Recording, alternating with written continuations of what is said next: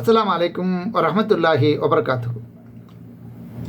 அன்புக்கினிய சகோதர சகோதரிகளே, இது கற்போம் கற்பிப்போம் பாகம் 30.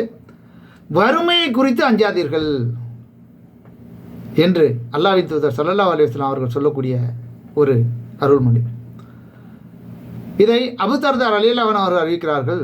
நாங்கள் ஒரு நாள் வறுமையை பற்றி பேசிக்கொண்டு வறுமை ஏற்பட்டுவிடக் கூடாது என்பது குறித்து அச்சம் தெரிவித்துக் கொண்டிருந்தோம். அப்போது அல்லாஹ்வின் தூதர் ஸல்லல்லாஹு அலைஹி வஸல்லம் அவர்கள் எங்களிடம் வந்து, வறுமை ஏற்பட்டுவிடும் என்பது குறித்தா நீங்கள் அஞ்சுகிறீர்கள்? என் உயிர் எவன் கைவசம் உள்ளதோ அந்த இறைவன் மீது ஆணையாக உங்களுக்கு இவ்வுலக செல்வங்கள் தாராளமாக வழங்கப்படும். எந்த அளவுக்கு என்றால், அப்போது அந்த செல்வத்தை தவிர வேறு எதுவும் உங்களின் உள்ளத்தை நல்வழியில் இருந்து பிறல செய்யாது. அந்த செல்வந்தான் உங்களை அந்த மாதிரி மாற செய்யும். ஆகிப்போச்சா இல்லையா? அன்றைக்கி ஒன்றும் இருந்தாமல் செருப்பு கூட இல்லாமல் இருந்தவர்கள் எல்லாம் இன்றைக்கு மாளிகை கோபுரம்னு அமைத்து கொண்டு அந்த வழியிலிருந்து நேர்வழியிலிருந்து முற்றிலும் பிறந்து விட்டார்கள். மேலும் சொல்கிறார்கள், அல்லாஹ்வின் மீது ஆணையாக உங்களை நான் தூய வெண்ணிற மார்க்கத்தில், அதாவது இருட்டே இல்லாமல் வெட்ட வெளிச்சம் தெளிவாக பின்பற்றக்கூடிய மார்க்கத்தில் உங்களை விட்டு செல்கிறேன்.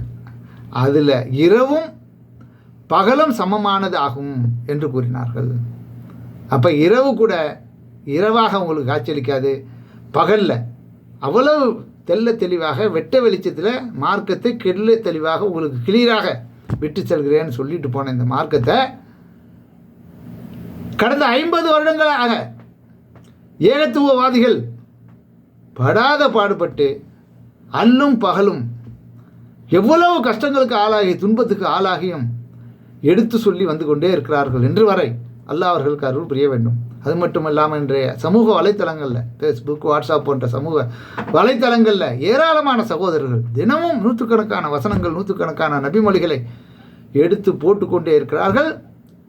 அப்படி இருந்தும் அந்த நேர்வழி அவர்கள் அடையவில்லை என்றால், ஒவ்வொரு முஸ்லீம்களும் தங்களை சுய பரிசோதனை செய்து கொள்ள வேண்டும். நீங்கள் எதை நோக்கி சென்று கொண்டிருக்கிறீர்கள்? எப்படிப்பட்ட வாழ்க்கை வாழ்ந்து கொண்டிருக்கிறீர்கள்?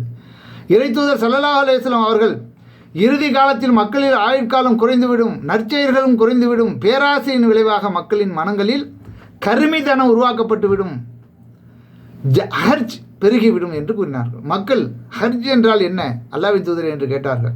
அதற்கு அல்லாஹ்வின் தூதர் ஸல்லல்லாஹு அலைஹி வஸல்லம் அவர்கள் கொலை என்று பதிலளித்தார்கள்.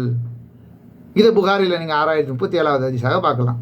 நீங்கள் நன்றி செலுத்தினால் உங்களுக்கு என் அருளை அதிகப்படுத்துவேன் என்று அல்லாஹ் வாக்குறுதி அளிக்கிறான்.